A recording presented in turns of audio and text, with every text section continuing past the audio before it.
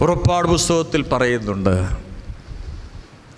അഗ്നിസർപ്പം പുറപ്പാട് പുസ്തകത്തിൽ പൂർവിക പിതാക്കന്മാർ മിസ്രയീമിൽ നിന്ന് തിരിച്ചുള്ള യാത്രയിൽ കടന്നു പോകുമ്പോൾ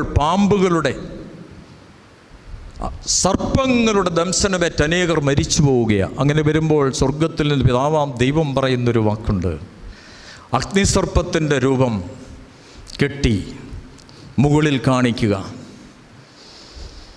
അതിൽ നോക്കുന്നവർ. അഗ്നിസർപ്പം അവരുടെ പ്രതിസന്ധിയാണ്, പാമ്പുകൾ അവരുടെ പ്രതിസന്ധിക. ആ പ്രതിസന്ധിയുടെ ഒരു പ്രതിരൂപം മുന്നിൽ ഉയർത്തി കാട്ടുക, അതിൽ നോക്കുന്നവർ വിഷമേൽക്കാതെ രക്ഷപ്പെടും. ഇതാണ് ദേവാലയ മധ്യത്തിൽ കുരിശ്. നിന്റെ വലിയ പ്രതിസന്ധിയും കൊണ്ട് നീ കടന്നു വന്നിട്ടുണ്ട്. ആർക്കും എന്നെ സഹായിക്കാൻ പറ്റില്ല,